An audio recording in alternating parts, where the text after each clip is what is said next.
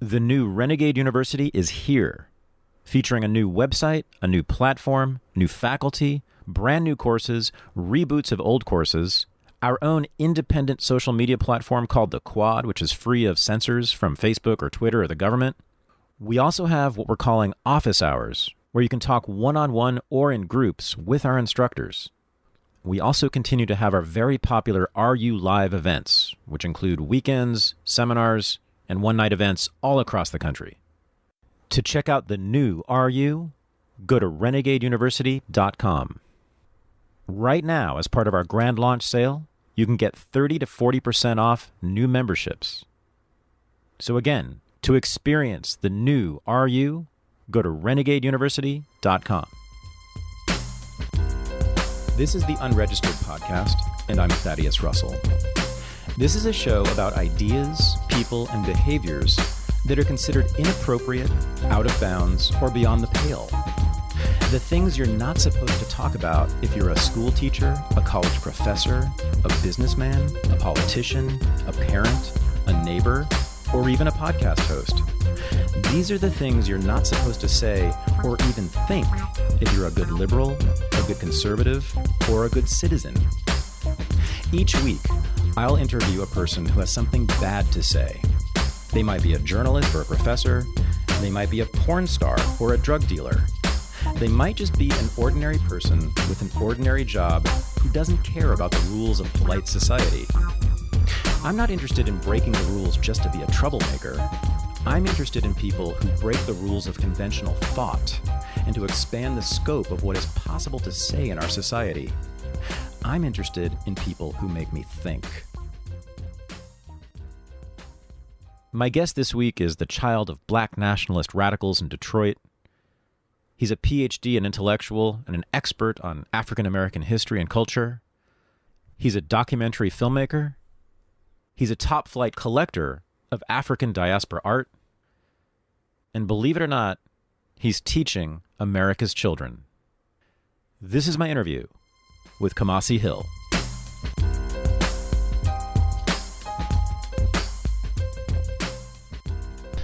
I am sitting in Rogers Park. It's a neighborhood in the north side of Chicago, in an apartment that is one of my favorite places on earth. It is my friend Kamasi Hill's apartment, which is very much also a museum, an art museum devoted to what you call, right, African diaspora art. Is that how you still term it? I would say yes, African diaspora art. I would also say that the vast majority of the art is made by contemporary artists of African descent. So most of the people who are making the art in my apartment are still alive. And they're people that I've met and know and have made connections with. Yeah. So that's the difference. A lot of people just buy art, and that doesn't make a difference if they're dead or alive. I actually want to meet you first. How come? I think it's important that people understand the role of art in their local neighborhood and how local artists make a difference. You're supporting the economy of your local neighborhood, of your area. You are ensuring that the story, and the stories of the people who live in the neighborhood are being told and celebrated and honored. You're curating the experiences of the people in your neighborhood. Because art is a reflection, art at its best is a reflection of who we are and how we live and how we navigate the world. I don't care if it's a flower, in a meadow, or if it's, the neighborhood pool hall and the dude who's, sipping on bourbon while, you know what I'm saying? Yep. He's, you're curating the experiences of the people you're honoring the voices of the people who live where you live. Yeah, but wait, this is not just artists from around the way. This is artists. No, most of these artists on these walls live within a 5 to 15 mile radius. Oh, they really are. They're here. They're in Chicago. I didn't know that. 70% of the artists that I buy from are local Chicago artists. But you have a lot of artists who are from Atlanta. My favorite one here, Najee Dorsey, is from Atlanta, right? Yeah. So Najee Dorsey is originally from Little Rock, Arkansas. Okay. His base is Columbus, Georgia. He lived in Atlanta for a number of years. Columbus is just cheaper to have, art gallery and, where he does his work. My second favorite artist is the guy who makes the art from broken vinyl shards. My second favorite too. He's in Indianapolis. What's his name? His name is Walter Loban Hamilton. But most of these, the men and women who I buy from are right here in Chicago. I didn't know that. Mm-hmm. But I mean, that's not what you're doing as a, or maybe it is, maybe I'm wrong. Like it didn't seem like that was your primary interest as a curator, right? It's African my primary diaspora. interest, my primary, you asked me why is it important that I buy from contemporary artists? Oh, I'm sorry. That's right. Yeah. So like, my bad. No, if you're asking me what's the purpose of me buying art, then that's a different question. But like, why am I buying art from contemporary artists? It's because, and people who are alive, is because I think it's important that you support folks around you, and you don't have to go far. It's like most neighborhoods have. Well, it helps to live in Chicago. It does help to live in Chicago, but I guarantee you, no matter where you are, if you're in a major urban area or a major city in America, there's somebody who's painting something, who's drawing something, who's creating something. Right. But it's also it's almost exclusively African American. Yes, it is almost exclusively contemporary Black artists of African descent. Right. So it's almost exclusively right. that. And of course, we can talk about why, how that, how that particular thing plays out in my own personal narrative. Oh, we will. So when you enter the house, the apartment, it needs to be described. It's unlike anything, I promise you've ever seen, audience. I mean, how many pieces do you have in here? Over 250. And there's several in storage too, right? Yeah. So over 250 total. Yeah. And it's like a 2-bedroom apartment. Mm-hmm. It's, so as you might imagine, pretty much every square foot has a piece of art in it, and it is. Yeah. There's no wall space that can fit something more than 11 by 14. I mean, I can't fit anything 18 by 24, not even 16 by 20 on these walls. It's pretty much. Now your old apartment, which was bigger. Yeah, it was bigger. Bigger wall space, dude. That's why I was in there for those walls. That was amazing. Yeah. But so you walk in, and I mean, it's just spectacular. We'll put photos. Is that right? Up on the website. Yeah. Because people got to see this. But it's like everything from. There's of course a lot of paintings. Oil, all kinds of paintings. Then you have lots of sculpture. You have African masks. And then you have your new thing since I've been here is you have a lot of very contemporary. What would you call the toy figurine thing? Yeah, it's sort of toys, figurines. So those are. There's an artist that is from the South Side of Chicago named Heber Brantley, who wanted to create toys and dolls that resembled people who looked like him. And as a Black man who was 6'8", from the South Side of Chicago, and one of the top basketball cities in the country, right? Or the top high school basketball company. Everybody was like, "You're 6'8", you should play." And he's like, "No, I want to read comic books. I want to draw. I want to paint." And, thankfully he stuck with it. But he noticed that there were not a lot of dolls and toys that looked like him. And so he created something called Flyboy, where he used essentially the uniform of the famous war veterans, the war troop, I would say, Air Force troop, the Tuskegee Airmen, and he created these dolls.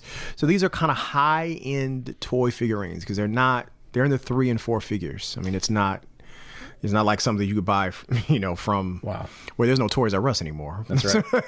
They have I was telling you before we started rolling, they have like a Japanese aesthetic. They do. Right. It's sort of based on the Japanese dolls. Not that I know much about that, but when I've been in definitely anime, kind of had that anime. Yeah. Okay. Mm-hmm. But so you got that. Then you've got, I mean, you just have everything. But it's high art. It's low art, so called. Mm-hmm. I don't know if you have any medium art, but it's people look at the pictures. It's remarkable, like what you've been doing. I don't even know how you've pulled it off. But are you still planning on just keeping this, or do you want to give it away and have it so it's displayed publicly? Because you're hoarding, motherfucker. I am. You're hoarding, and you're keeping this from the world. You're like this beautiful art. You feel any guilt about that? Now that I'm shaming you. So I do have a will. And thank you for putting me in it. Yeah. And as of right now, it could change it, but as of right now, the art goes to two of the institutions that I graduated from, and we're probably going to talk about. Howard. Both of them are HBCUs, Howard University and ITC. Mm-hmm. Well, what's Interdenominational Theological Center. It's the first historically black college that specifically was designed to train people who are interested in going into ministry and religious studies. And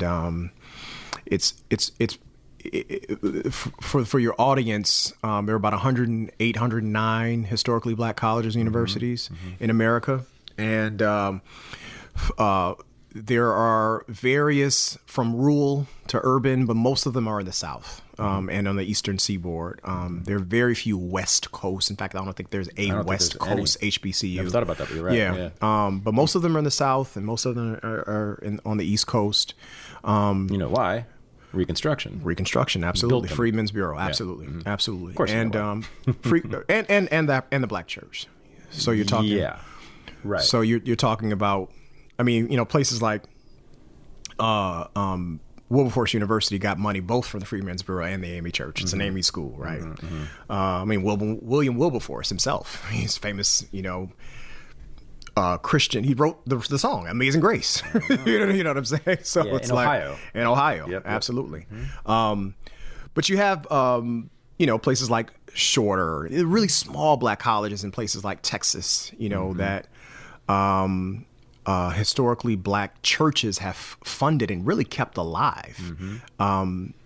So I'm curating primarily the story of a segment of the black experience. I don't like to say the black experience. There's no the black experience, but just a segment, just one glimpse of the black experience. And I want to be able to give this art, to pass this down to institutions that helped me develop intellectually, and hopefully they can do something with it. I don't know if you ever saw this documentary called The Art of the Steal.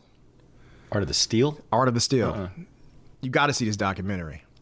This documentary is about a cat by the name of Dr. Albert Barnes. Immigrant. Is this the Barnes collection? The Barnes collection. Do you know how that how it came about? Barnes was a boxer who boxed his way through medical school. He earned that's how he earned his money, through medical school. He goes to medical school. He graduates from medical school, and he develops a patent that helps alleviate STDs in babies when they're born. He sells this patent for millions of dollars. But he did something unintentionally very smart. He moved all of that money and he spent his summers in Paris before the Great Depression. So he moved his money to Paris. He didn't know. I'm sure he didn't know that this. So he had money. But while he was in Paris, he met these young French artists who no one knew about. They were just young dudes named Matisse, young dudes named Picasso. I see. He bought all of this post-impressionist art from his friends. Yep. Came back to Philadelphia with all of this art. He had all this money too, because he was able. He wasn't impacted by the stock market. And he went to where Kobe Bryant played basketball, Lower Merion, Pennsylvania, in Philadelphia, right?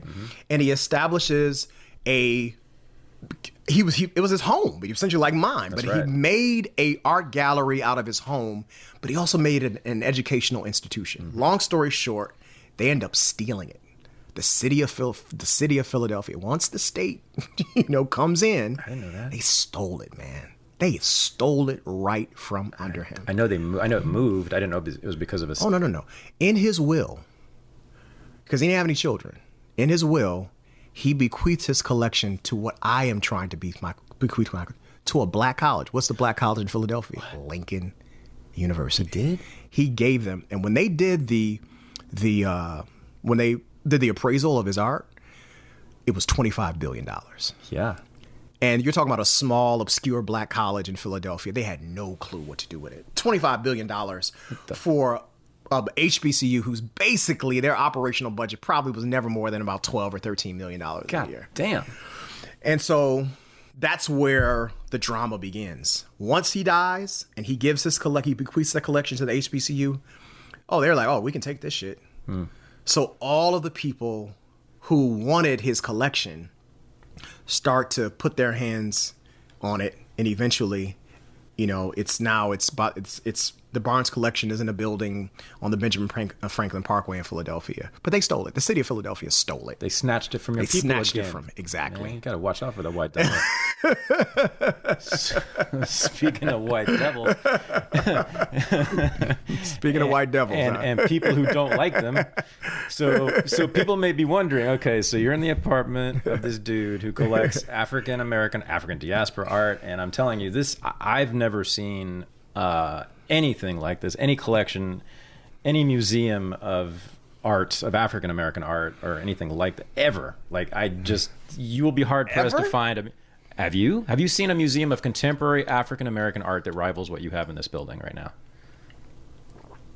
Where? Right here in Chicago. Where? Patrick McCoy, one of my mentors. Daniel Parker, one of my mentors. All of the master collectors that I've learned from. Oh, okay. Have Patrick McCoy, his private collections? Private collections. In their houses? 1,600 pieces of art. Okay. Well, that's why I don't know, because they're private. Yeah, okay. Oh, you mean like public? You mean public? Well, anything. No, but you're a bunch of hoarders, basically. We are. That's what we do. Man. You got to let it be free. Let the people we like to call ourselves curators, but a hoarder, I'll take it. Okay, but it's going to end up, so it's all going to end up with either Howard or... As of right now, it could change. Okay. All right. So people are thinking, all right, you're in this apartment in Chicago. This dude who collects all this black art, and he went to Howard University. Gets even deeper. His name's Kamasi. Why the hell is this white dude in my neighborhood? Why are we friends? Why are you talking to me? Why are you talking to me anyway? We'll tell him why you're talking to me. So, but it gets even deeper, people. So Kamasi grew up in a special family, an unusual family. He was born into a church. You want to tell him what that church was? Sure. The church is called the Shrine of the Black Madonna Pan-African Orthodox Christian Church. What the hell is that, they're saying? Well, so... now, I had actually studied it because I studied black nationalism, but I didn't live it like you did. Yeah, so what you have in the 50s and 60s is, you have this new emerging cadre of young black radicals who view a couple of things. First of all, they view the long swath of history of the black experience as unkept promises of democracy. Mm-hmm. They view the state as hugely problematic, constantly intervening in the lives of the people. Mm-hmm. But they also view the civil rights movement as moving extremely too slow and moving into an area that's a little too conservative, politically conservative for their taste. And they're integrationists. And they're integrationists. And your people weren't feeling that. So my parents were young college students in the city of Detroit at a time where... You hear that, people? Detroit. He's from Detroit, too. Where, they're trying to make sense of the world as young people around them. Mm-hmm. My father comes from a family of Southern. My father's born in Martinsville, Virginia, but raised in Detroit by two middle school educated, working class black people. My grandfather was a mechanic for the city of Detroit. Okay. He worked on the police cars. God, what the? Yeah, that's what he did. That's what working for the devil. Okay. Exactly. He worked on police. He was a mechanic. Damn. And my grandmother was a part-time nurse, but for the most part, she was a homemaker. Mm-hmm. But my grandfather was also a World War II veteran. So he had some benefits. He didn't completely benefit from the GI Bill. We know that. But he had some benefits from his experience being in the segregated barracks when he was stationed in the Philippines in the Army. So my father was essentially raised by a lower middle class family in Southwest Detroit. So he came from means. He went to one of the best high schools in the city of Detroit, Cass Technical High School. Cass, yeah. And he became politically aware at that time. Like, he started to see what was going on around him in Detroit, the politics of the city, which was an emerging a thriving black community since the 1930s. But he didn't see himself reflected in the political leaders and the political infrastructure. And he met my mother, who also grew up in the city of Detroit, but she grew up very poor. She grew up in the Brewster's Projects. And she grew up as the youngest of 10. Her parents were from South Carolina. My mother had 2 dresses that she wore every day to school. And then something really unfortunate happened. My grandfather worked for the Chrysler plant. And at that time, even though this was post The Jungle by Upton Sinclair, the factory still didn't have a lot of safety mechanisms. So the soot from the factories got into my grandfather's system, tuberculosis, and he passed it down to all 10 of his children, except for my mother. So my mother grew up in a house where my grandfather was sick. All of her brothers and sisters were sick. Her mother had to scrub the floors of Jewish folks in the neighboring East Side community because there was no income because everybody's in the hospital. And my mother's in the house by herself. So my father comes from this lower middle class family. My mother comes from dirt, abject poverty, but they meet in this interesting nexus, right? Because they both belong to this church because they're politically curious about what is happening to black people and what black people can do in response to that. And this is a church. This is not a civic organization. Albert Clegg, who's the pastor of the church, he's interesting because he's a very, very fair-skinned man. He goes to Oberlin in Ohio. And while he's at Oberlin, he becomes politically aware. But he ends up in San Francisco at a church called the All People's Fellowship. And the pastor is a man by the name of Howard Thurman, who's a very famous philosopher and theologian. Yep. Him and Howard Thurman is this black mystic. He's a really kind of obscure black dude that most people don't know about by name. But if you've ever read anything by Martin Luther King literally plagiarizes entire sections from Howard Thurman's writings. Yep. And Howard Thurman wrote over 17 books, right? Yeah. And Howard Thurman, by the way, Martin Luther King gets his PhD from Boston University. Howard Thurman was the dean of the Boston University Divinity School. So he's interacting with Thurman. So when Albert Clegg becomes politically aware, he's in San Francisco at the All People's Fellowship Church with Howard Thurman, who has this kind of interracial, kind of ecumenical church. Because the church, while it's Christian, he has Buddhists there. He's just this really kind of interesting mystical dude. And Clegg is like, but black people are catching hell. How can I be in San Francisco in this Bay Area church with all of these liberals who have this kind of eclectic, ecumenical, take on religion, and you're so disconnected from not simply the folks in Detroit, but the folks across that bridge in Oakland, right? Who are catching hell. And Albert Clegg says, I can't deal with this anymore. So he goes to Detroit, back to Detroit, and he pastors a church called Plymouth Congregational Church, and he begins involved in politics. But Plymouth Congregational Church is a white church. And so Clegg brilliantly takes everything that he's learned from Thurman and Plymouth and Oberlin, and he merges it with black power and black nationalism. And he creates this church called the Shrine of the Black Madonna, Pan-African Orthodox Christian Church. And he comes up with creeds and mottos and theologies centered in this idea of black theology. And black theology is not a well-known subject. It became well-known during the first Obama run, when it was revealed that he was a member of a church very similar to mine that preached a black theological doctrine.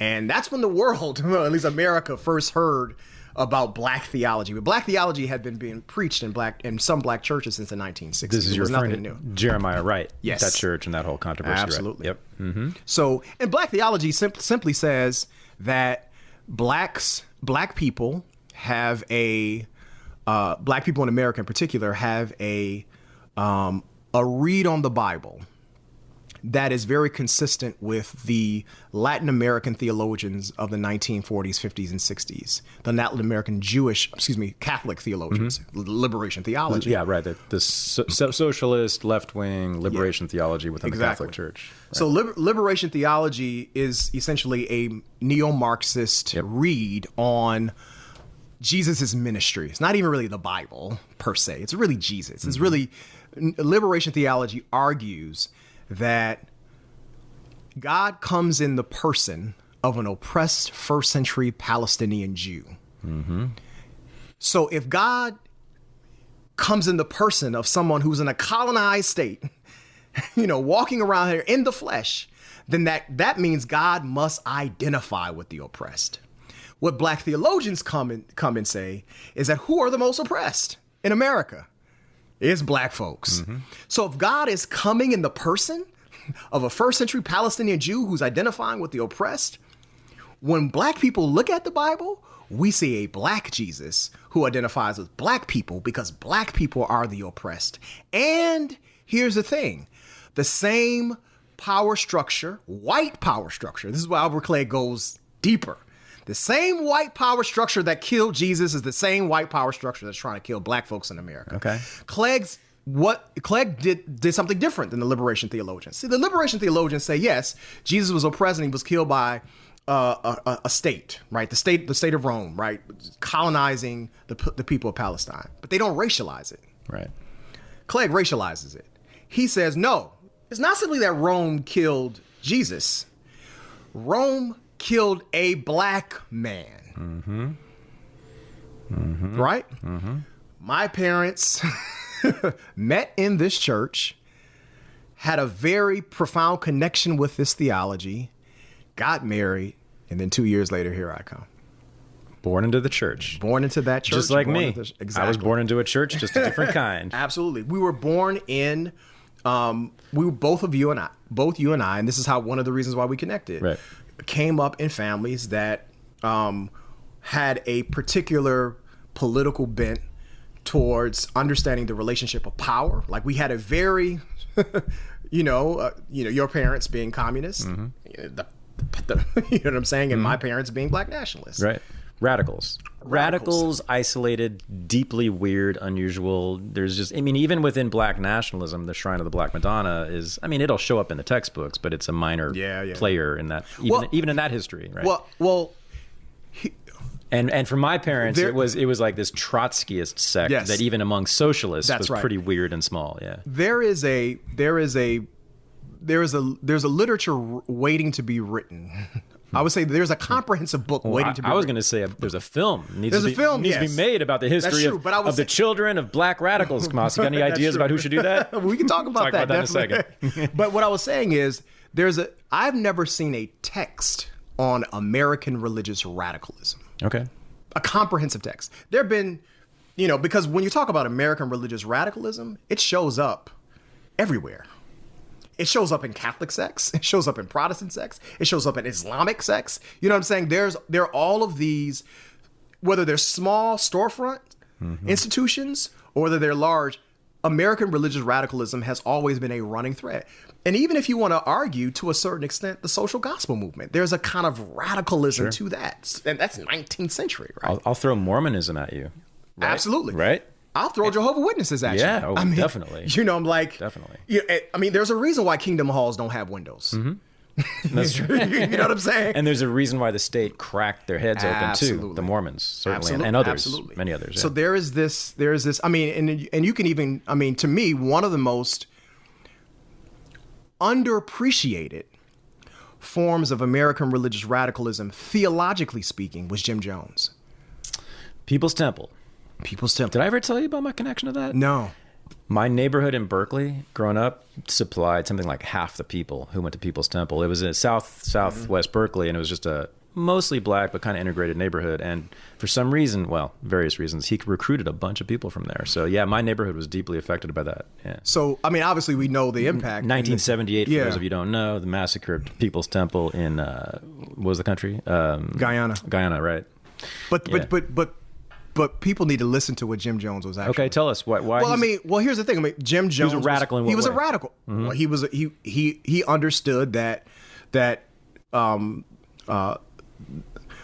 Jim Jones had a kind of liberation bent, because liberation theology, not only does it critique the state politically, it critiques the state economically. It's a neo-Marxist theology. But Jim Jones, that's what Jim Jones was. He was dealing with poor people, right? Yep. The state has failed you economically. Yep. So, and he's not saying the state has failed you economically because, he's offering a critique of Milton Friedman or Adam Smith. He's coming from he's looking at the Bible. He's saying, look at the history of the Bible. Look at the most vulnerable people in the Bible, particularly the New Testament, right? Mm-hmm. Yeah. They're all economically exploited. Yeah. And look at your condition. So what I'm saying is, like, there is a strain of American religious radicalism that always shows up. And I don't think we talk enough about the ways in which people have been impacted by these respective movements and how they've shaped American identity in many ways. And that's when, I guess that's a good segue to talk about Born in the Struggle. Before we do that, no, you've never told me about that. That seems indisputable to me. And are you sure there's never been a book written about that? That seems not a comprehensive book yeah. about right. I mean, Father Divine and Daddy Grace. Yeah, there've been books written about them. Peoples. Yeah. But like, there's been a part of a book written about Sweet Daddy Grace, as you know. Absolutely. But what I'm saying is, like, a lot of times, we kind of, I'm going to use this term, we kind of ghettoize, black and white. I mean, we segregate them. We do that. We do that with everything. Like, no kidding. Put them in the black black evangelicals. Even when you look at what their fundamental belief systems are, ain't a whole lot different than white evangelicals. Mm-hmm. Now, they differ socially on policy and things of that nature, but in terms of fundamental belief system, so don't make it seem like folks are just completely like on two opposite ends of the spectrum. The theological content, I think you're right, is very similar. Of course, there's massive cultural. I believe in Jesus. There's cultural differences are massive. There's liturgical differences. Mm-hmm. There's social differences, and there's cultural differences. Theologically, not a lot of difference. Right. Agree. So you were about to segue to something. What was that? I was going to say, so. To the movie. Yeah. So growing up in this church, even though I was only in the church and my parents were only in the church briefly, black nationalism was all around me. Black cultural nationalism, black religious nationalism, black political nationalism. These nationalistic ideas and beliefs are around me all the time. A big part of that is because of what the Shrine did. And one of the things that the people don't realize what the members of the Shrine did was they got a black mayor elected in the city of Detroit that had never been. You talking about Coleman Young? I'm talking about Coleman Young. How is the Shrine involved in that? Because they created the Shrine of the Black Madonna members were responsible for developing something called the Black Slate. And the Black Slate was literally a platform, and it was on a flyer, and they went around to different black neighborhoods and they said, these are the candidates that we're supporting. This is you support the Black Slate. And that's black nationalists. We're closing ranks. Yep. We are supporting our own. Yep. We're being self-determining, and we are creating the world in which we want to live in, the community in which we want to live in. We're going to create a black city. And we're going to create a black city. Mm-hmm. And they pretty much did. Right. And now Coleman Young, in all fairness to him, ran a very smart campaign because he ran on one issue. Was it police brutality? Stress, exactly. Yeah. So for those of you after the famous riots. At the famous riots in 1967, the city of Detroit instituted a program called Stress. And I can't remember the acronym, but it's essentially 4 cops to a police car. Right. And it was a reign of terror in the black community in Detroit. Yep. And a lot of people were victimized as a result of it. And Coleman Young stepped on the scene, a former Tuskegee Airman, right? I didn't know that. Was he? Oh, yeah. A former Tuskegee Airman. And if any of your viewers ever want to see a brilliant black man who's confronting Joseph McCarthy, because he was accused of communist, there should be a YouTube video somewhere. Did not know this. Yeah, Coleman Young goes head up with him. And some of the Southern Dixiecrats. Yeah.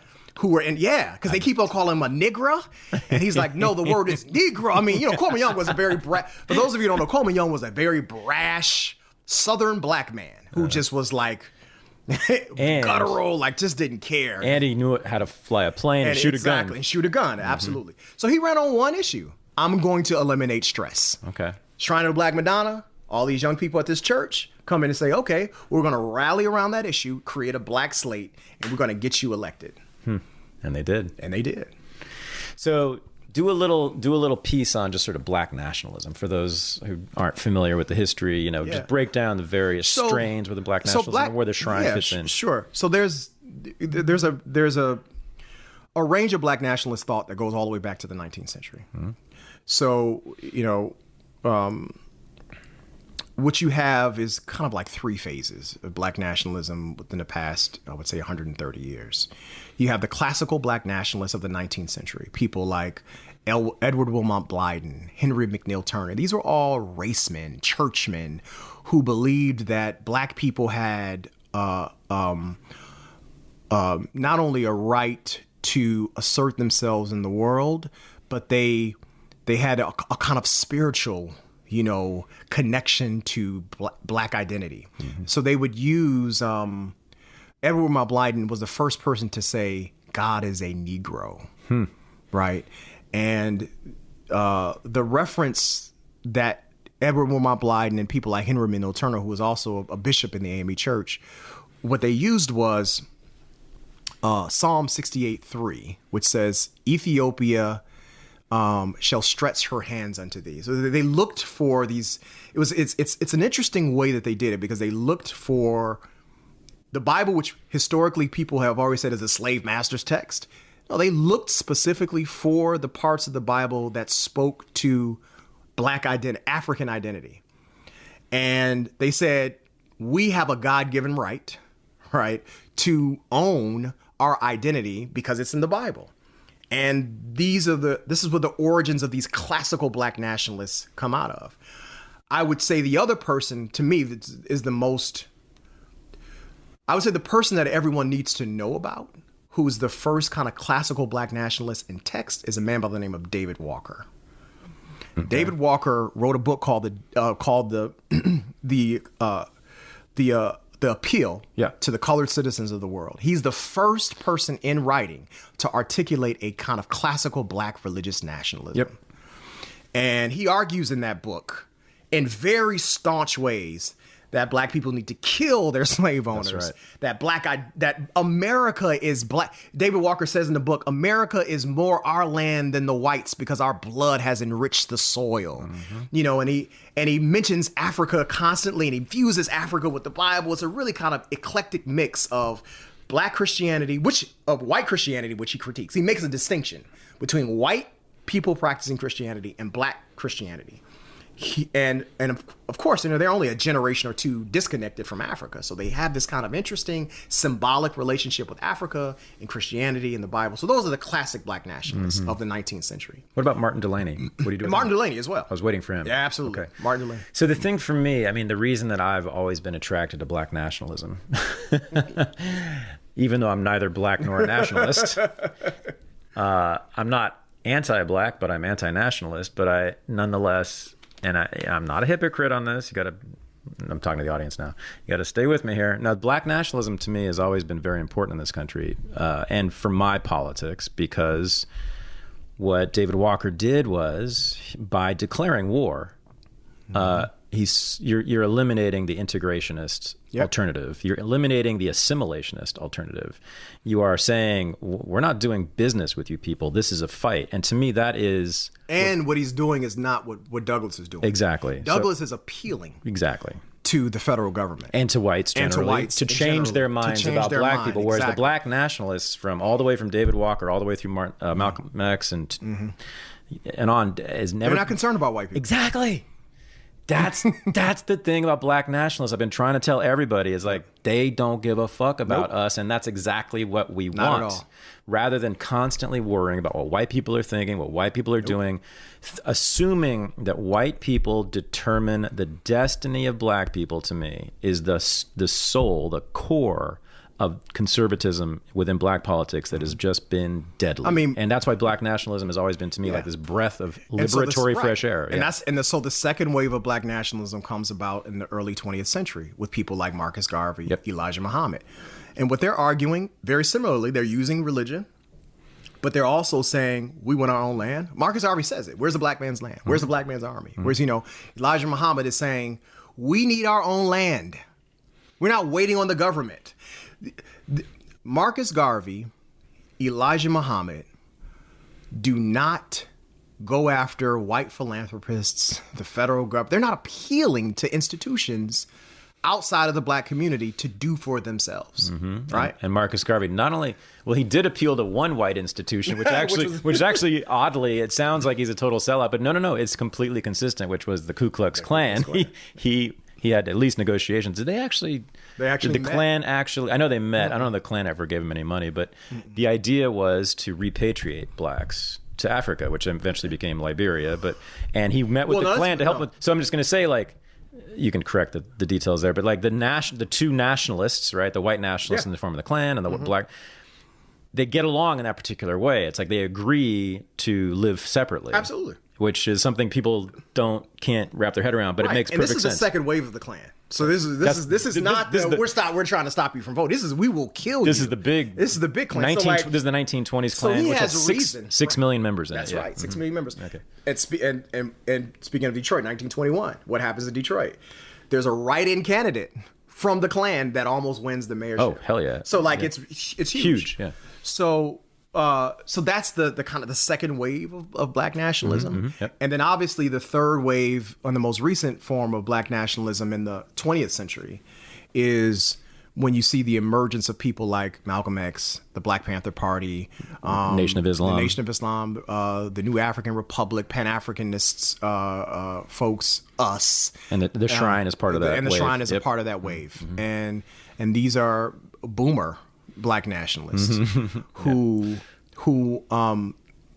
want to create their own neighborhoods and institutions in their own image, and even if that means violently, like even if that means so one of the things we've talked a lot about is the mythology of black people being these kind of these passive, nonviolent victims.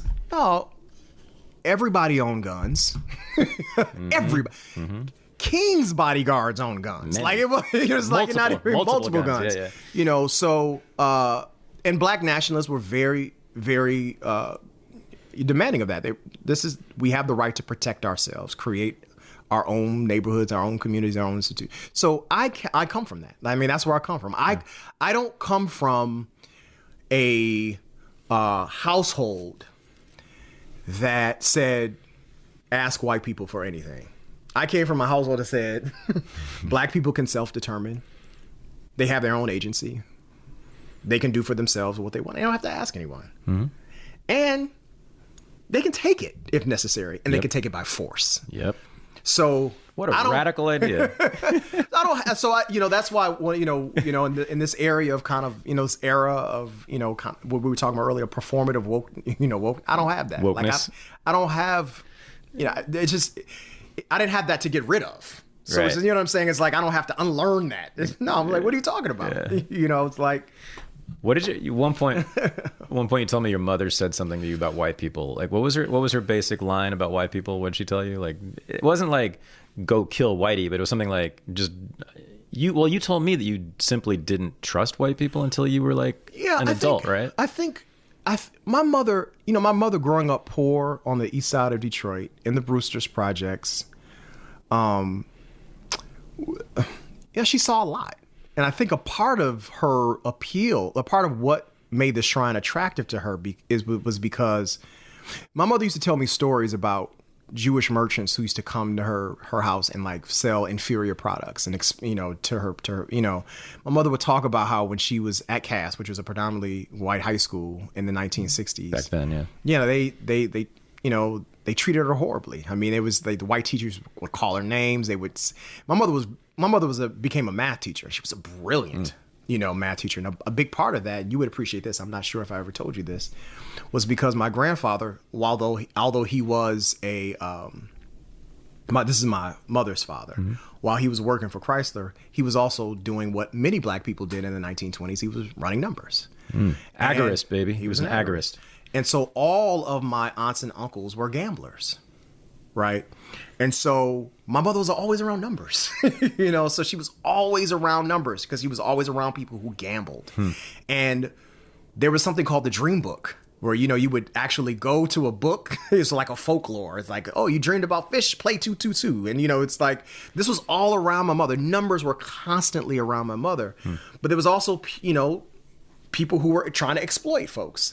And so for her, all of her life, she never really had great interactions with white people because every time she interacted with somebody white, they were an authority figure or they were trying to exploit her. Yep. So she didn't trust white people. And she goes to a church that says you should not only shouldn't you trust white people, you don't even need white people. Right. White people shouldn't even come in your circumference. That's the best part. Yeah. Exactly. And so for me growing up, she would say things like, I would say, can I date someone who has a white, who's biracial? Nope, I don't want any white in-laws. Not even that. Not even biracial. Not even biracial. I don't want any white in-laws. Hardcore. My mother was, so we didn't do the whole the white devil. We didn't use that terminology, but it was very clear that white people were not to be trusted. And this was not conservative white people or liberal white people. This was white people. Damn. So if you had brought Halle Berry home, she would have been not. If I would have brought Halle Berry home, my mother would have said, wow, she's pretty. Try again. Try again. That's it. Wow. Okay, so now people have a sense of who I'm talking to. And they're still wondering what the fuck you're doing here. Or what the fuck I'm doing here. I'm in your house, not the other way around. All right, so we met, especially the way we met, it's especially weird. So, and you know what? I'm not even sure, if I've ever really, drilled down with you on this, why. But I love it. So you found my book, Renegade History of the United States. I didn't even find the book. I found a review. You read a review. I read the book later. Right. I just liked what you were saying. The review was I was like, yo, this is amazing. No, so what happened was I was reading a review. I think it was HuffPost. Okay. That did the review your book, and I was so this is 2011, was it? Yeah, 10, 11. 10, 11. Mm-hmm. So I am a year out from completing my dissertation, and I was going through a divorce. And I took a year and a half off from writing. I just wasn't in an emotional place to finish my dissertation. And my dissertation was about race and religion, race, religion, and radicalism in Detroit during the interwar period. It's American history, right? So I'm reading a book called Renegade. I'm writing a dissertation about renegades. And this book comes along, the Renegade, History of America, and it's review. And I don't even think the review was... I think you're talking about, actually, it was my piece. I was publicizing it. It was I kind of did my story of myself getting fired. That's right. That's exactly. But I summarized the book in it. Yes. Yeah. And I completely identified with. So there are two reasons why I identified with you. One was because before I got to Northwestern for graduate school, I was in seminary at ITC, and my black professors at ITC always said, you do not need sources that are standard dominant sources. Go to the most obscure sources because they can tell stories that you know what I'm saying? It was like, you have permission to do that. You don't have to quote from Ricoeur or Plato. You can go to other sources. There are other people who have narratives. So that's one of the reasons why I identified. And as I said before, that notion of having permission to do something was, when I read that, there was a courage that you had. There was a level of courage. Oh, thank you. That you had thank you. to be able to stand before, a group of folks who kind of thought one way and take the blows, right? It's kind of like Jesus. Well, yeah. I mean, here's the thing. All of my life, growing up with parents who were activists, they were taking blows. Yeah. They were paying the consequences for their beliefs. Yeah. You know what I'm saying? You paid the consequences for your beliefs. There was a courage in that. And so I was like, I don't give a fuck if this is a white boy. You know what I'm saying? Like, this is like... You were like, Thaddeus? That sounds like he might be a brother. But you're also an academic, and I'm an emerging academic, or at least thought I was trying to be an emerging academic. We're both writing about renegades in American history, you know. And so I completely identified with it. You know, for me, it kind of gave me permission to look at alternative sources and alternative points of view and perspectives. And I think that's when I reached out to you and gave you and said, hey, man, I love what you're doing. And on top of that, I think it's really important for me to say this because I don't know if we opened up. I've been a high school teacher for almost over 20 years, and I teach history. So one of the things that I do is, yes, I adopt all the common curriculum core standard, but I don't use any sources in my classroom outside of the mandatory textbook. All of the sources that I use are from people that I know. Because at the end of the day, I can reach out to you. This is not the first day that you talked to my class. You've talked to my class before. I've sent you pictures of kids who are using your text. I know. I use my friends who are scholars and writers and academics in my classroom because I want these ideas to be explored. But I also want to be able to say to students, these are real people. You don't have to fucking worry about old dead folks who've written these books that shitty text. No, let's use folks who are alive, who can reach out and talk to and engage. Talk to them. Right. I never had a history teacher like that. I never had a history teacher who said, this was written by somebody I know who's smart and intelligent. And by the way, we can actually talk to them. Right. It's like your artist too, right? Exactly. You actually have relationships with a lot of them. Yeah. And that's really important for you. It's really important for me. And to me, it's a model of education that we should take seriously. Why do we have to constantly read from people who are not, why can't we engage with people who are alive? Okay, this is just like I didn't think we were going to talk about pedagogy, but this is interesting. So basically it's like a living pedagogy, living sources, right? Living sources. And here's the thing, like one of the things that I always say is academic historians are one branch of historians. And the hegemony of the academy does not even allow for church historians and local historians and music to even go to those conferences. They don't have voice in those conferences. I mean, they keep that shit tight. Like, this is us.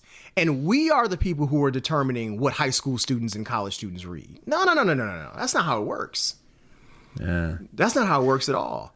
I want people who've been fired. I want people who are, who we can reach out to at local and local neighborhood. Like, I want historians and thinkers I want them you to be able to reach and touch them and say, hey, this stuff is alive, and these people are alive, and they're writing and engaging these ideas. And so, yeah, pedagogically, that's what I do in every single class that I teach. And I use all my friends. I mean, some people I don't know as well, but I always try to incorporate my friends. And here's the thing too. I mean, just on a practical level, you get some money out of it. You know what I'm saying? Like, it's like I used to teach. We have a mutual friend, Shane Lee, who's been on the podcast. Yeah. I taught a religion and popular culture course in 2011 or 12 at Emory University one summer. I used Holy Mavericks. We ordered 50 copies of it. You know what I'm saying? That's Shane's book. You know what I'm saying? That's what this is all about, really. It's just friends of each other. You and I are just helping us. No, I know. Totally, man. I'm not apologizing. Why not? No, because Shane's brilliant and his book's brilliant and he should be taught. Trust me, if I can get Renegade history to be adopted by Evanston Township. Good luck with that, brother. So when I walked into your class today, it was lit. Like, those kids were on fire. I mean, I had to shut them up constantly. They wouldn't stop talking. And tell them what time it was. Right, which is a good problem to have. It's much better than when they're too quiet. But you clearly are doing something very right in that classroom, because they were super comfortable with you, even though you're very imposing in a lot of ways, intellectually and otherwise. And they didn't. But there was perfect respect for you too. It wasn't like they were disrespecting you, but I just thought it was a brilliant classroom. Just the vibe you have created in there. Yeah, I've never witnessed in high school. Maybe it's this elusive living sources as part of it. I'd never thought of that. That's great. All right, back to me though. Much more important, much more interesting. That's what people are here for. So, I was shocked. So I see your name. I think you reached out on Facebook, maybe. Yeah, it was Facebook. Okay. And I was shocked. First of all, I saw your name. I was like, oh, this is going to be trouble. Because I had just written this book, in which I argue that slaves were culturally and in other ways psychologically freer than whites. And I just, my publisher said, okay, we are not going to mention that chapter ever in any of the... Really? Yeah, I didn't tell you this? Yeah, they said, no, we're not even going to mention it in the media. When you do interviews, don't even talk about that chapter.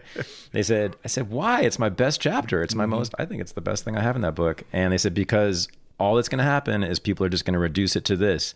Thaddeus Russell argues that slaves were free, and you'll be dead.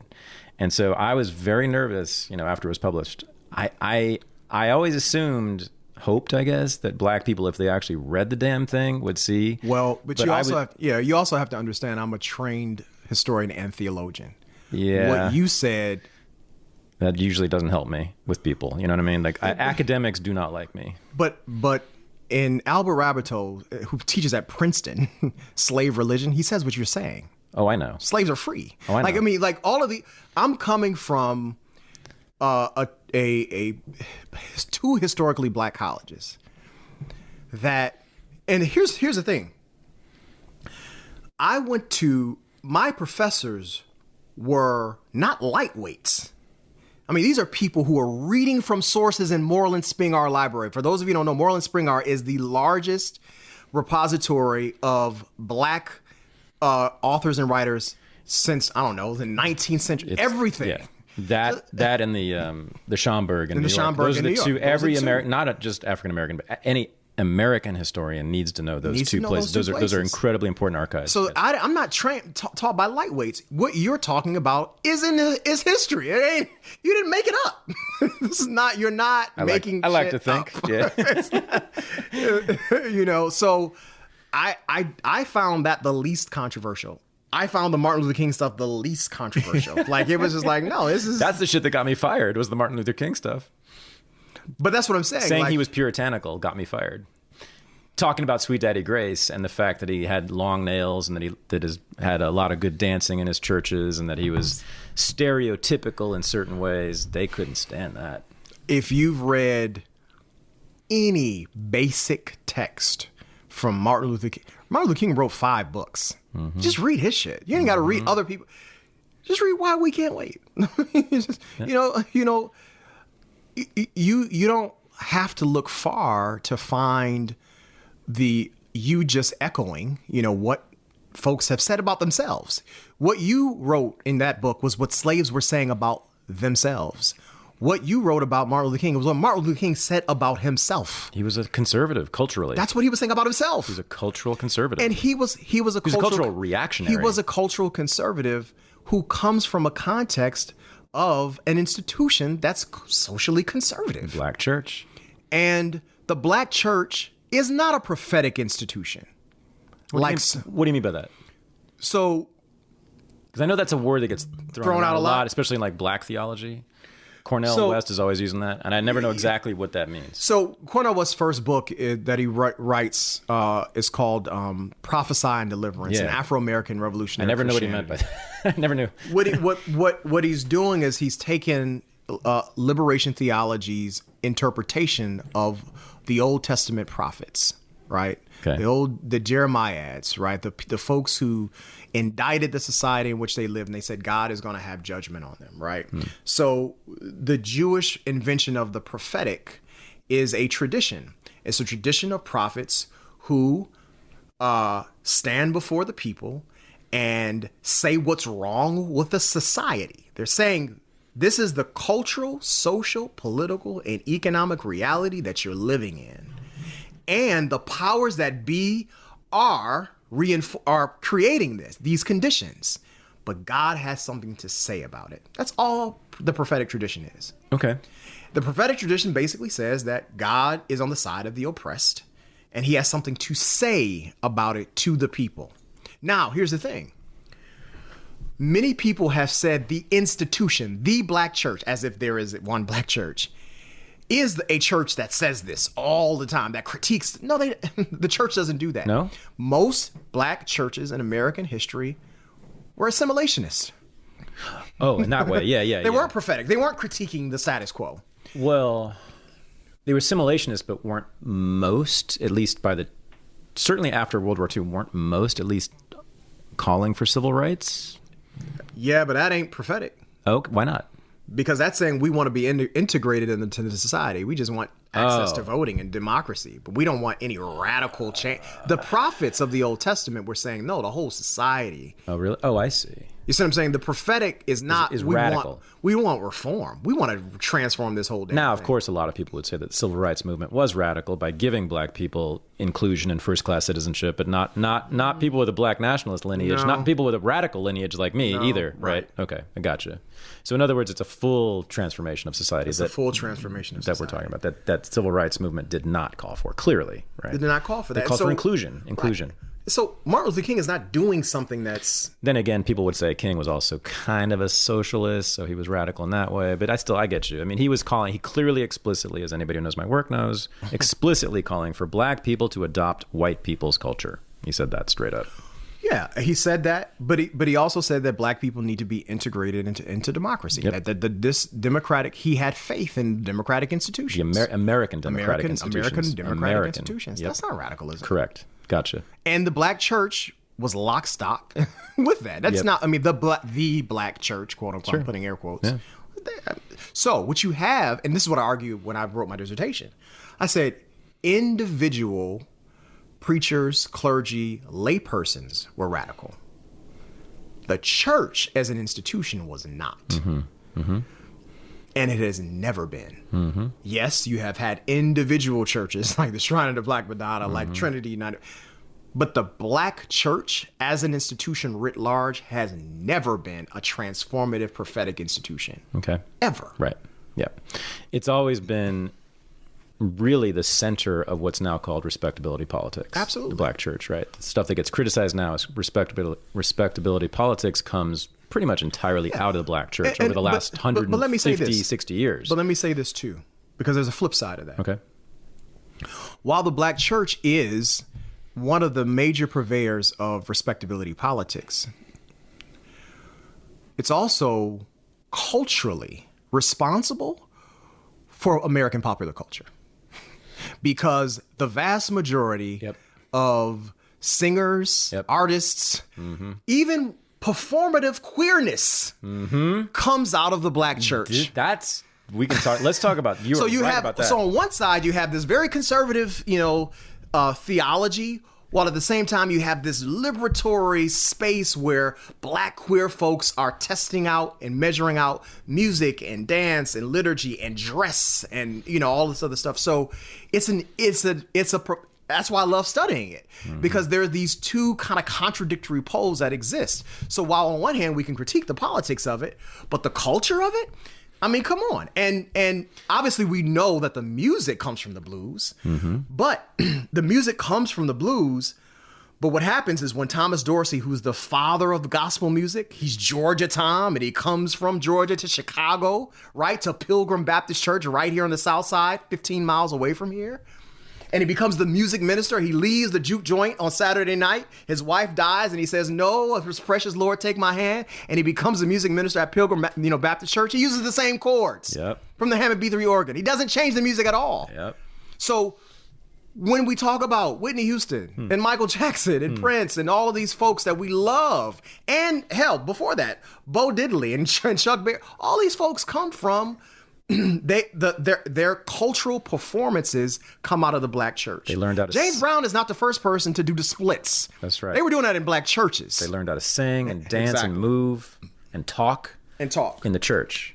That's right. So it's an interesting space. It's funny. I mean, I always sort of knew that on one level, but I never stated it the way that you just did. I always just say, black culture is largely responsible for American popular culture, which it is, but you're right. It's more specific than that. It actually comes out of the church, the black church. And I mean, I'm thinking just right off the top, I'm thinking this connects a lot of stuff together because about Cornel West's church. The organist was Sly Stone in Cornel West's church in Sacramento, of all places. I mean, it goes on and on. The list. I can't even think of a great black. Who is a great black? Is there a great black musician artist who didn't come out of the church? Nope. I mean, hardly, if any. Maybe what about Miles Davis? He's the only one, maybe. Yeah, but here's the thing. He's kind of classically trained. Yeah, but he's classically trained, but he's also he's also an instrumentalist. So I mean, most of the vocalists and singers are coming. That's right. But I mean, even somebody like a John Legend, right? I mean, he's playing in the AME church. Clearly. So like all these folks are coming out of the black church. But I want to say this. I'm going to repeat this. The Black church is a queer space. This is really important, and this is completely correct. Yeah, go on. Well, when it comes to the public kind of cultural performances of folks in drag, burlesque shows, ballrooms, Totally true. The dress, the way in which people are moving, the type of music, the sweat, the dance, the exuberance, it all comes from the Black church. The joy, the joyfulness. So there's a freedom, so here's the Black church on one hand restricts the body, right? Because it's puritanical, right? But on the other hand, it's the only place. It lets it loose. Exactly. Yeah. I mean, this is kind of cliched, but just go on Sunday. It's a great thing, great field trip. Yep. For you and whoever you want to take with you. And it doesn't matter. I don't care if you're black or white. Just do this. Go to a white church and then go to a black church. And it should, go to a black Baptist church and a white Baptist church, white Methodist church. Do and then what black... W.E.B. Du Bois did. Yeah. I did it in college. I had a Bible class, and that's what we did. And it was just shocking. W.E.B. Du Bois was the preeminent black thinker at the turn of the 20th century who had never been to a black church. Because he's from the suburbs of Barrington. Boston. No, not even. No, he's from the Berkshire Mountains. Barrington, and he goes to his black church, and he writes about it. He might as well have been from Poland. Because he writes about it like the preacher, the friend. He does it. He's blown away. Yep. He doesn't know he doesn't know what to do with it. Yep. He knows there's something there, right? He gets that this place is a special place. He's a sociologist. He knows he's trained. Well, he's actually a sociologist before the field. Yep. He doesn't know even field of it. sociology. He invented it. Sociology. Exactly. Yeah. So he knows it's special. He knows something is happening, but he can't put his finger on what is actually, what's informing these bodies and that are moving, and why are they so free, and what's going on here, what's going on with this music. He can't place it, and so his experience is a lot like the experience of people who go to the black church for the first time. But I would say if you don't want to go to a black church, go to a black gay ballroom and then go to a black church, and you'll see how it feels very, very similar. Oh yeah.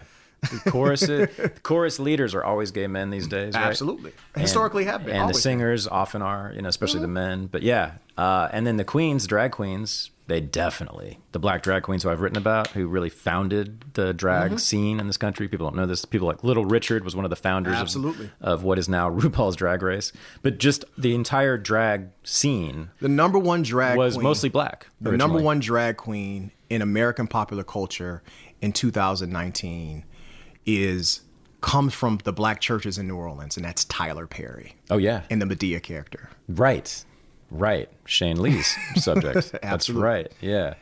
There's I hadn't thought about that exactly. I mean, I knew about the queer element of the church, of course, but I hadn't thought about how directly the connection is between that and pop culture. Yeah. So, okay. Damn, man. It's been an hour. Covered everything. Okay. Do we want to talk about Born in the Struggle? Or you want to go somewhere else? No, let's, So Born in the Struggle. So you have made this movie that you need to release. Yeah, man, I do. Because you told me it's done. It's done. So the movie is essentially just, the movie is really my desire to understand my Generation X, and the subset of us, those of us who are raised by activists. It's just my desire to understand black nationalists, black radicals. So black I'm radicals. A red diaper baby. You're a black diaper baby, exactly, I guess. Or a black and or green, red, black, and green, diaper baby. But yeah, so there's a cadre of folks who some you know, some you don't know. Your audience knows, and some you don't know, who are raised by black radicals. You probably know the name Ta-Nehisi Coates. You probably know the name Ras Baraka, the mayor of Newark, New Jersey, one of the largest cities in America, raised by a black nationalist, Amiri Baraka. You probably have heard of Fred Hampton Sr., who was killed by the Chicago police in 1969. I interviewed his son, Fred Hampton Jr. In other words, there's so many of us who were born in the I would say the late 60s and early 70s. And some of us were very conscious of what our parents were doing. Some of us saw it, remembered it, remember the police running through our homes, being arrested, thrown in jail, being beaten, because we were going up against the state. This was not the civil rights movement. You know, this were people with guns and bombs. These were people who were Assata Shakur, holding up. What'd you do? What are they called? The trucks, the Brinks trucks. Brinks trucks, yeah. Armored cars. But also you got to understand too. There's a Black nationalists are also emerging on college campuses and are being taught they're reading books that were dangerous because this was the Cold War. So they're reading the Green Book, the Red Book. They're reading very, very strong critiques of capitalism, and the Black Panthers started out, which was that was my home team. Yeah. Their headquarters was like right near where we lived. But they're on campus. But they were distributing Mao's little red book on the campus of UC Berkeley, which is how everybody found out about them. So the state had a problem with that, clearly. Well, no, not that. They had a problem with the Panthers patrolling the streets with rifles over their shoulders, right? Definitely. That was a little more provocative. Well, I would say the state had a problem with communism. But niggers with guns, I think, was much more of a problem for them. That's why they passed the first gun control law in this country. Ronald Reagan, right? That's right. That's right. So anyway, I wanted to explore, what was it like growing up in a household where your parents were on the front lines and they were confronting the state in these ways. And so now that we're Generation X people in our 30s and 40s, how do we reflect on those times? What did it mean for us growing up? How did it shape our politics? How did it shape our understanding of the world? Were we traumatized by it? Did it make us radicals, conservatives, liberal? All of that. I didn't want to impose upon I didn't set out with an agenda. I just wanted to talk, to all of these folks. So I interviewed about 15 people and ran around the country for about 3 years. And then I spent another year editing. And it's a 59-minute documentary called Born in the Struggle. And Dick Gregory's daughter, Ta-Nehisi Coates, Paul Coates, his father was a black member of the Black Panther Party, Mira Rock, as I said. Elaine Brown's daughter, Erica Abram. Elaine Brown was the head of the Black Panther Party, briefly. Yes. Wrote a very famous book about that. Right?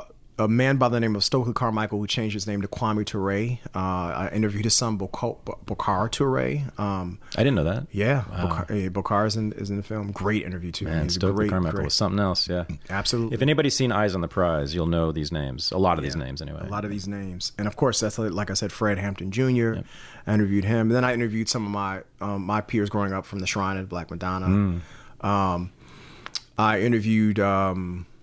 Aisha Shaida Simmons, whose parents were black anti-Vietnam War activists, but they were also black nationalists, and Imani Perry, who's a professor at Princeton, who has an interesting story because her mother was an activist, and she's from Birmingham, Alabama. So her mother comes out of the civil rights movement, but her mother met a Jewish man who was radicalized and decided to teach at a black college called Miles College in Birmingham, Alabama. Okay. And so Imani Perry was raised by her stepfather, a white Jewish dude from Brooklyn. I didn't know that. Yeah, absolutely. Who was a communist, So... who's a communist and black nationalist. It's interesting, so her own politics are shaped by this. So it's a really interesting kind of, examination of who we are. Now, the outcome is that many of the children of black radicals from the 60s do share their parents' politics, but they're not activists like their parents. Okay. And that's the difference. And a part of that is because of what they saw. They saw their parents going to jail. Yeah. They saw guns. I interview Rokia Lumumba, whose father, Choka Lumumba, was a big time black nationalist in the new Republican African Party. Yeah. He was also Tupac's lawyer. Really? Yeah. Choka Lumumba was Tupac's lawyer. But I interviewed her, and she said, by the time I'm 11 years old, the police had come into our house and raided our house so much I slept with a knife under my pillow. She was 11. Damn. You know what I'm saying? How do you process that as a kid? And one of the things I always say is it's hard to be a revolutionary and a great parent. This is what I was going to ask you. So I wanted to ask you this, which has nothing to do with politics, or it's not really about politics, not about ideology. It's not about history. It's not about the things we've been talking about. It's about the personal consequences, the psychological consequences, the emotional consequences of being one of us, actually, because this applies to anybody, I think, who was born in a radical family, which could apply even to a radical religious family, like, Mormon polygamist sect or something, right? For me, it meant tremendous neglect. So my mother and father and stepfather were way more interested in Leon Trotsky and socialism and the proletariat and the people than they were in me and my brother. And I was going to ask you this, because you and I have never really talked about this, but like, what did you experience that, or did any of the subjects of your film experience that? I'll start off with the subjects. All of them experienced it on certain levels. Some experienced it with very traumatic consequences. One of the things that's very consistent with all of our stories is, including yours, is being left alone or being with other people. Whether they're family members or friends of the party, or friends of the comrades. And brothers and sisters in your case, maybe. And some of these people were predators. Okay. That kind of predator. Or they were neglectful. I dodged that. Yeah, one. Yeah. They were neglectful, whatever. But but there was a level of trust, that our parents had of other folks to watch us. So a lot of people paid that type of consequence. The other thing is, the other consequence was just abandonment, like not knowing where your parents are. Kiase Lehman, who teaches at University of Mississippi, I interview him in the film. He says, sometimes my mother was late. And he said, when I say late, I mean days late. You can imagine, like, you get mad at you forgot to pick me up, and it's 20 minutes. No, days late. Damn. And that was because of politics, not because of a drug problem? It's because of politics. Damn. Because I've heard of that with drug problems. It's because I am committed to the people. Yeah, I know. And the movement needs me. I know. Right? I know. So that's the subjects. I would say for me, it was a lot of uprooting. I was never at home. I was always over at aunt's house or uncle's house or this, and some of that was, and some of the stories behind why I was there was, oh, we're going out of town. No, you're not going out of town. You're going to a protest. You're going to a march. You're going to a rally. You're going, you know what I'm saying? Or, or there's a possibility of us going to jail. I mean, it's stuff like that. It was like, I didn't hear that. My parents they protected my sister and I from that. But, I remember, my father, I remember stories about my father going to jail and him lying to the judge. Like, if you send me to jail, my kids won't eat. And I didn't know this. Like, I just, I didn't know that stuff. But, that's the personal consequences of being raised by radicals. Here's the thing about radicals that people have to understand is many radicals have either an inherent distrust of the state, a legitimate distrust of the state, where they just avoid the state, or they're directly confronting the state. Right? Those are the ones you don't want to be a child of. Exactly.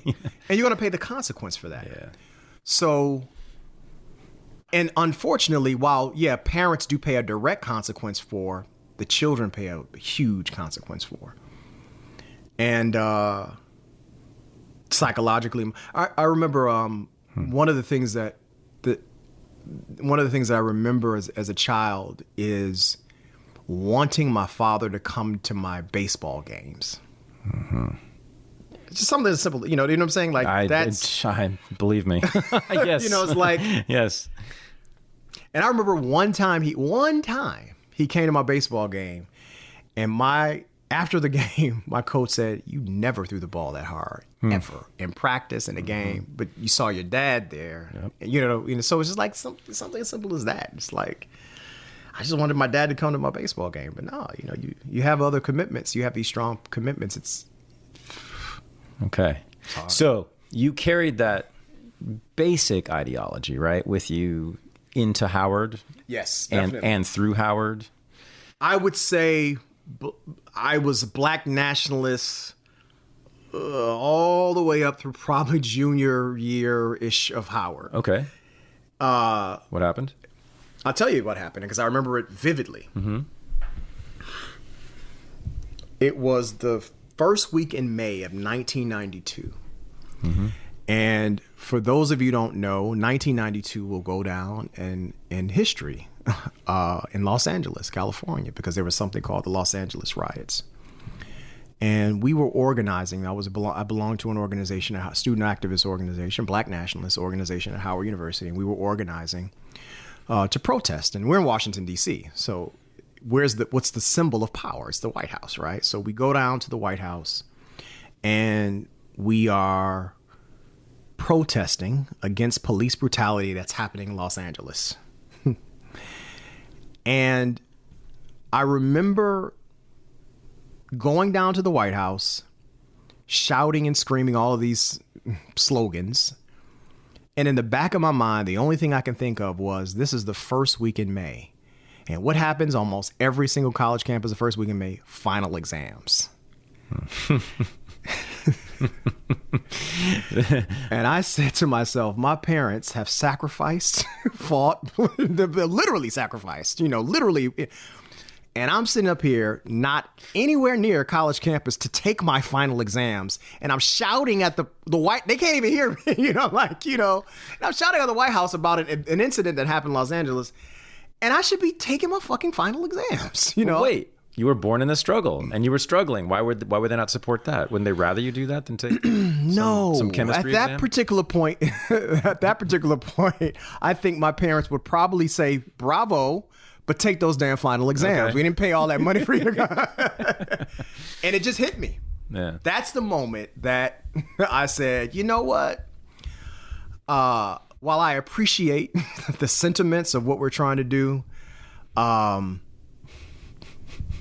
need a job. I need a job. Right. So I would say that's where my Black nationalism came to almost a halting scream.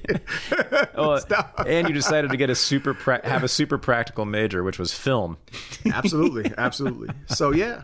So that's where, and we didn't get a chance to really talk about Howard, but that's early 90s Howard was in late 80s, early 90s Howard was a really interesting space because there was a lot going on. You had the height of the crack war, which I saw in Washington, D.C. Oh, yeah. You had the height of the crack war. When I got to Howard, there was a guy who smoked crack in his hotel named Marion Barry. He's the mayor of Washington, D.C. That was happening at the same time. You had George H.W. Bush, who was in office, who was drumming up war in Kuwait. You also had, obviously, you had the police brutality. You had gangster rap. You had all of this. You kind of had this nexus of all of these things that were happening. You had Public Enemy. I had Public Enemy. Public Enemy was the homecoming performers at 1990 Crampton Auditorium. So all of these things were happening, and then you had this kind of ideology that comes out of Black cultural nationalism called Afrocentricity, which is a combination of symbolic embrace of Africa with Black nationalism, with embrace of conspiracy theories, with this kind of romanticism of what Black identity is. For those of you who are fans of the Hoteps, yes, that's what we're talking about. Exactly. That they come out of that. So all of this was happening at this time, and I said, you know what, this is, I saw what this did to my parents. I'm good. Did you? Absolutely. It was just like a movie. It was like, I know what this looks like because I saw it with my parents. Self-preservation. Yeah, absolutely. Or at least wanting a better life, for yourself. Yeah, me too. Took me a little longer than you. I went all the way through, I think I was about 2 years into grad school before I even had a second thought about socialism. But then it started to turn real fast. But yeah, that's so okay. So then the commonalities have started to turn real fast. That's the thing. But it doesn't take, once you got it. Yeah. Once there's one little seed in there. Yeah. A bunch of the garden grows pretty fast of garden of freedom, liberation from the church or the shrine, whichever it is. So, okay. So then after Howard, what'd you do? After Howard, I went back home to Detroit and tried to apply for graduate film school and didn't get accepted. And my mother, I had to move back home. And my mother said, well, you need to get a job. And I said, well, I don't have a plan B. I want to be a filmmaker. And she said, what I want you to do is, because my mother's a public school teacher. And my mother said, what I want you to do is get a job, substitute teaching. Because you can make some money, you can have some benefits. And while you're reapplying to graduate film school, you can sub. And I hated every single minute of substitute teaching. And then what happened was a teacher in the building got hurt in a car accident, and I ended up having to take over his 8th grade social studies class. And I became an uncertified teacher, full-time teacher in a classroom. This was early 90s where it was a major teacher shortage. So they were having these alternative teacher certification programs where they would allow you to stay in a classroom uncertified as long as you were working towards your certification. And at the end of that school year, I was like, I don't think I want to teach. And one of my colleagues came to me and he said, you know what? He said, you're 22 years old and I've never seen anybody take command of a classroom unprepared like you. I think you should reconsider this teaching thing. And I decided to apply to graduate school to get my master's degree in curriculum education with my teaching certification in history. And 24 years later, I'm still doing it. Here's how badass you are as a teacher. I called you to your face in front of your class today a prison guard. Yes. And you didn't even care. Or maybe you might have even said what yes. What did the kids say? What did they were like, yeah, we heard that before from Mr. Hill, from Dr. Hill, right? That's right. Something like that. He was like, oh yeah, we talked about that before. So, you are a public school teacher and people know what I think about those people. But see, I can be friends with one. Here's the thing. Yeah. You know why I'm friends with you though? It's only because you're black. That's right. I mean, otherwise I'd just be calling you a fascist prison guard. Well, I mean, here's the thing. But you subvert the shit out of that prison. Absolutely. You should see his classroom. I mean, I'm talking to the audience now. It is. But here's the thing. My kids don't have to sit in desks. If they don't want, they can lay on the floor. Yeah. I don't give a shit. They were all talking. They were all talking at you, to each other. They can talk to me. They can. If they argued with you, they stayed after class and they challenged you. They really argued with me. And you too. And me too. And me too. It's great. I don't write detentions. It's awesome. I don't write I don't write them up. They can curse me out. Even better. Can you talk about the kid who had the recent legal problem? Yeah, I mean, I had a kid who was caught with some illegal substances. Here's the thing. I am not interested in policing, recreating the police state in my classroom. Because here's the thing, while the school system is definitely hugely problematic and resembles a prison, I can control my classroom. Yeah, that's true. So in my classroom, you don't get a referral. If there's disrespect, I identify it as such and not defiance. I don't mind defiance. I don't mind challenging authority. Right. Challenge me. Right. I'm not the fucking authority on this. Right. I read some books. That's it. You know what I'm saying? But there's a difference between defiance. We actually have an entire category in the system in the computer where defiance is a category where we can write you up. All of these categories, and there's all these categories of defiance. I never, ever, ever write my students up for defiance. Wow. It's just like the Army. I don't want my students to not defy me. I want them to defy me. Yep. Right? I want them to challenge me. I want them to tell me when something is boring, when something is irrelevant. I had a kid tell me, not about me, but about another teacher, why should I sit in the class when I'm smarter than the teacher? I said, you shouldn't. That's right. So like for me, it's I recognize the system that I'm a part of. I mean, I do. I mean, I'm totally aware of it. But I also recognize what I can do.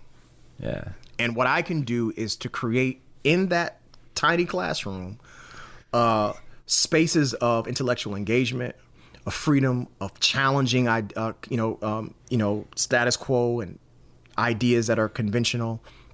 I can invite people who've been fired from, academic institutions and who have radical podcasts into my classroom. Like I can do that, like that, and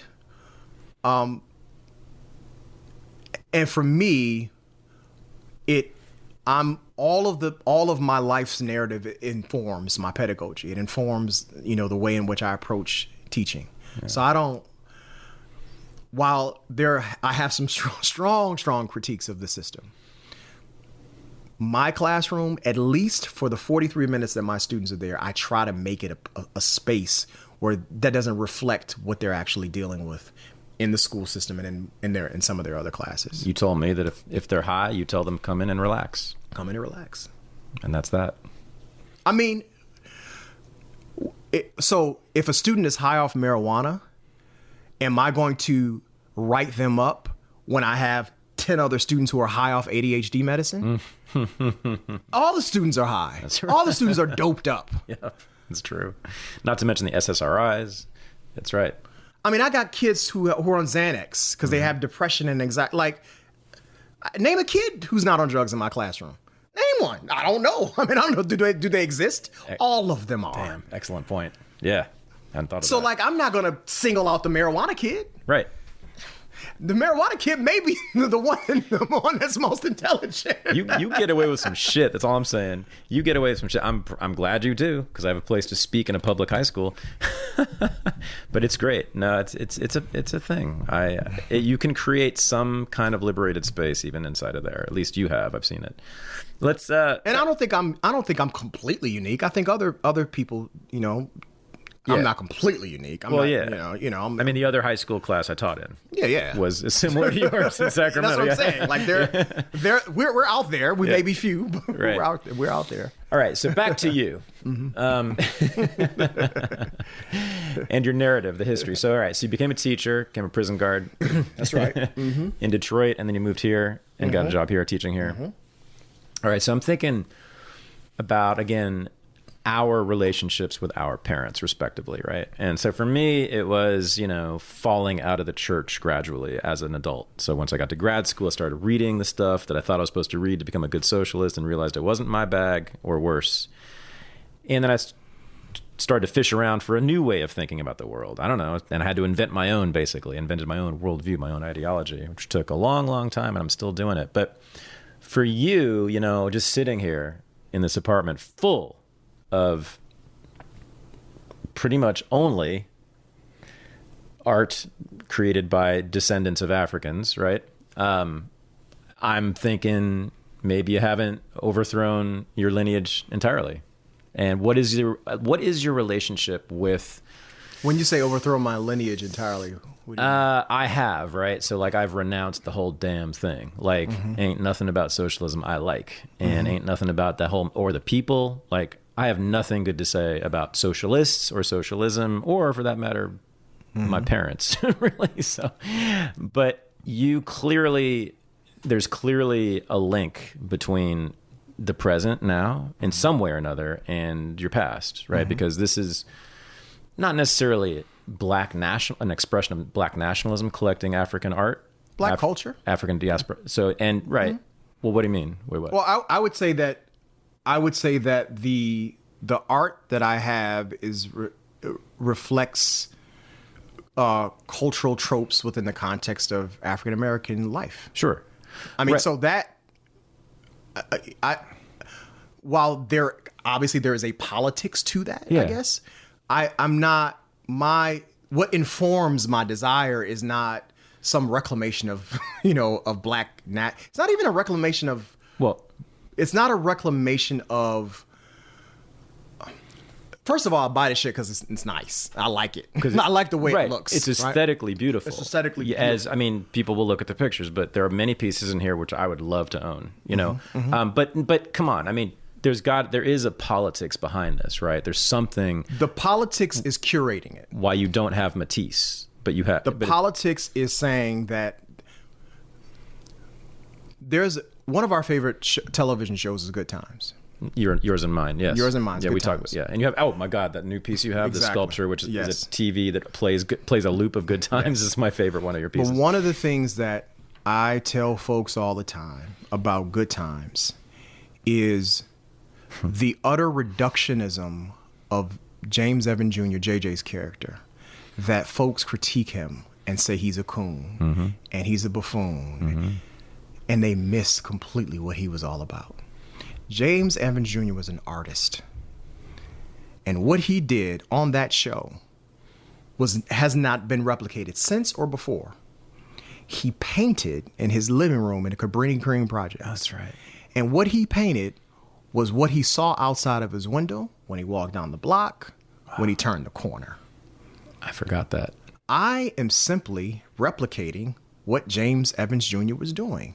And that is curating the experiences of people who live in these various neighborhoods. That's a pool hall piece right there. That's a dance hall piece right there. That's two black people making love. I can't go to the Art Institute on Michigan Avenue and find that. Okay. Like, I can't go to a black church and find this stuff. Who is going to create the stories of regular, everyday black people, right? Who's going to curate it? As I said, I've never seen anything like this. I've never seen a museum like this. That's what I'm saying. Or a gallery even. So the politics of it is simply saying, tell the fucking story. Like honor the narrative and the varying experiences of black folks everywhere. Because who else is going to do it? Mm-hmm. If they're stealing a white dude's art, mm-hmm. you know what I'm saying, mm-hmm. and putting it in, you know what I'm saying,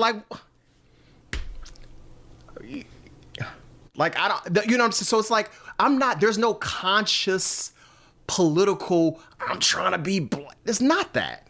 I'm simply trying to say the experiences of people who look like me, you know, in these neighborhoods, we don't see, we don't honor, we don't privilege, we don't center.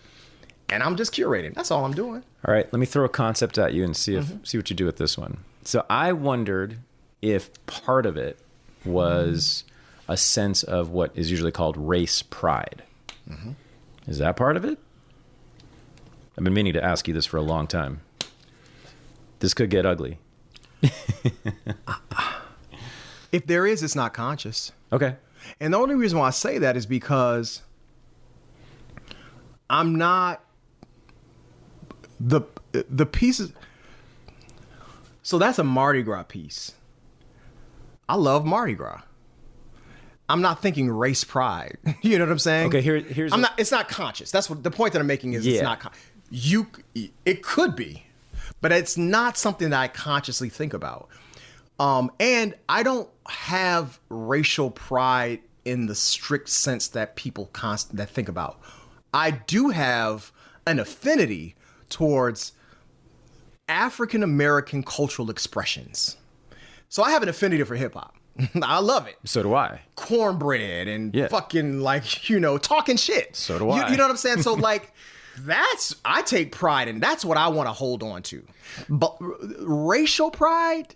Yeah. As if in other words, like it's the claim that this thing belongs to you that was made by other people who may look like you, but you don't even know, right? I'm not saying you're claiming that, but to me, that's what race pride is. And of course, people of all colors practice it, right? Right.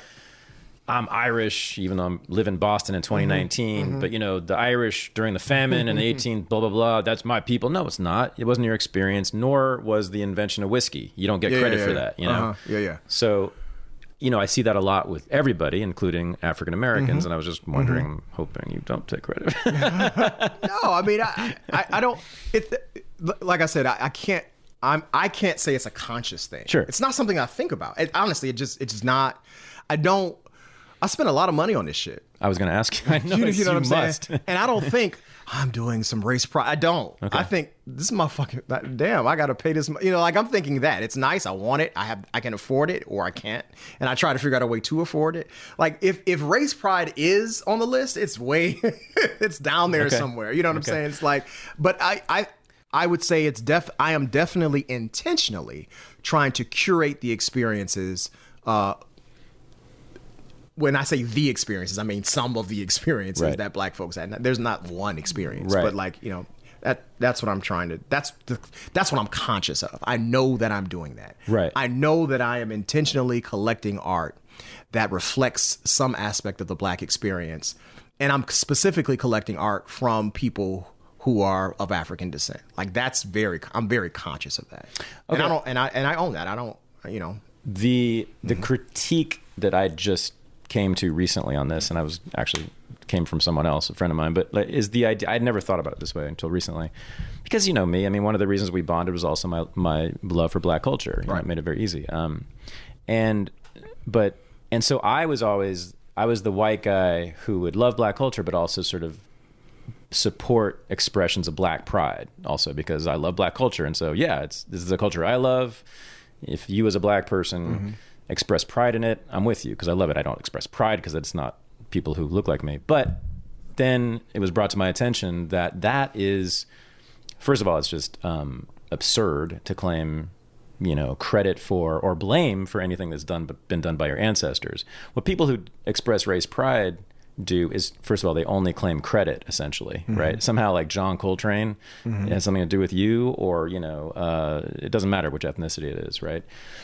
And the problem is they deny the bad stuff also in the past. If you own the good stuff from your ancestors, you should also own the bad stuff, and no one does that. Yeah. But it's also like, it's inherently limiting as a human being. It limits it's racialist or racist in a sense in that way, right? It limits, I'm not saying this is what you're doing, but it limits one's experience. It limits one's outlook, kind of like a nationalist.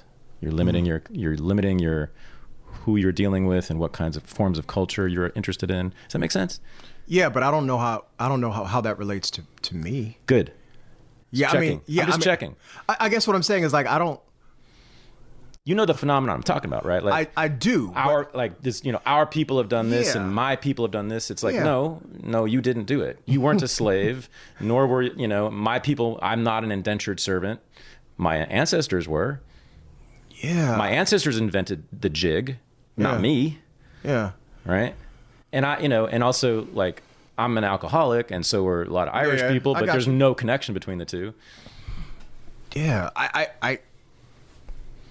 I think that's a legitimate critique, and I think a lot of things are born from that, right? Cultural appropriation, for example. Exactly. Right. I'm not a believer in cultural. It's proprietary. Also, it's proprietary. Exactly. And there's an essentialism that goes along with that. Yes. That says, which is basically I am racism. the arbiter. Right. I am the only person who can arbitrate. Who's the arbiter of this particular because of thing. my race. Because of my race. Which is a construct. I don't do that. So I'll give you an example. I thought not. I was just checking.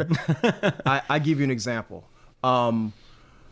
So the black national, we talk about having a black nationalist card, I would say where black identity shows up outside of obviously these kind of cultural tropes that you see in here is I support black contemporary artists because I want black artists to have money, because who else is going to give them money? It's a very kind of pragmatic thing in a sense, right? Mm-hmm. Most black artists, Basquiat, Jean-Michel Basquiat is, had Andy Warhol, you know what I'm saying, who gave him access to all of these. He's one dude. Mm-hmm. Mm-hmm. Obviously you have people like, Kerry James Marshall now, but that's one. Right. Who have been funded. Who have been funded. The vast majority of black artists are supported by black people. Well, you know why? Because black people don't make art. Didn't you know this? They make music, but they don't make what you collect. Yeah. We believe. Right. So getting back to what you were saying, racial pride is not, I don't know where that necessarily shows up in the way that you articulate it. Cool. I guess racial pragmatism, maybe. Well, right behind your head is 2 bookshelves that are in the shape of the continent of Africa. 2. Yes. You got 2 of them. Actually, 3. There's one right there. And they're colored red, black and green. Right. That's right. But all right, just no race pride. Fine. All right, you nationalist. I said no. I didn't say there's no race pride. I said there's no conscious. I got you. Pride. No, I know. No, that's good. That's good. Very frank and honest. I appreciate that. Yeah. This is Unregistered, man. All right. Born in the Struggle. So you finished it. When are you releasing it? So what are you doing? I'm going to. We need this. So, as a person who works with technology, sometimes the audio doesn't sound like you wanted it to sound. Right. It's not as crisp as you wanted it to sound. So that's what I need to do. That's the only thing I need to do, because everything else is done. So I'm going to release it. But I do want to say something to your audience that I think is important, because I think it's full circle. Mm-hmm. And that is, we started this conversation talking about religion. Yeah.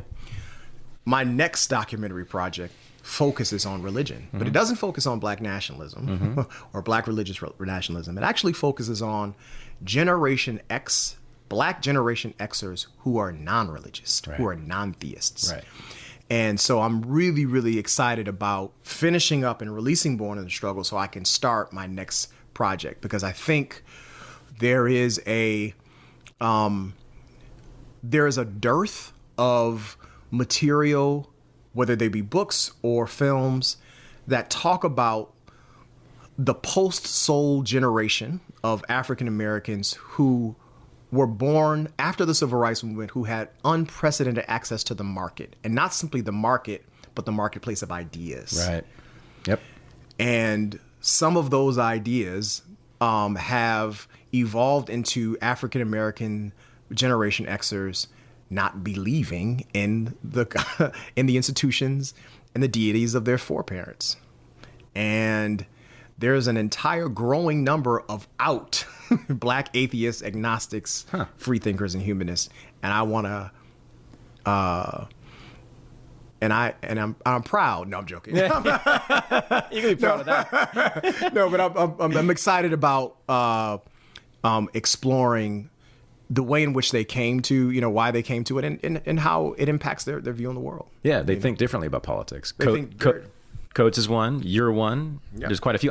When we were talking about this today, I hadn't occurred to me, but you're right. I mean, so there's the civil rights generation, which is famously Christian, right? And then you have since then...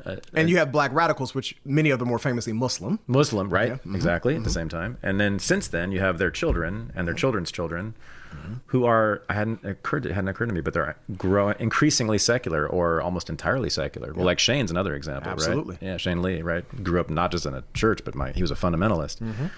And is not at all now. But yeah, and that can affect your politics in a whole bunch of ways that are interesting, and your way of life and your way of thinking.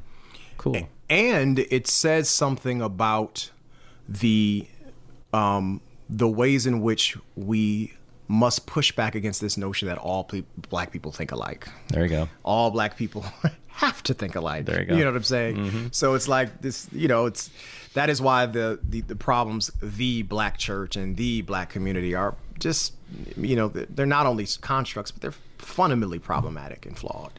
Yeah. And I think one way to get at it is to explore the ways in which the divergent ideas in the Black community that exist. Thanks for bringing me here. Thanks for reaching out to me 10 years ago. Thanks for reading my book and thinking about it before you react to it. Thank you for collecting this beautiful art. Thank you for this. Yeah. And we'll probably do this again. I appreciated that. My man. Thank you. My man, 50 grand.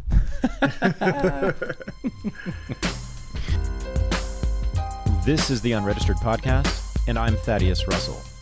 To experience the new Renegade University, go to renegadeuniversity.com.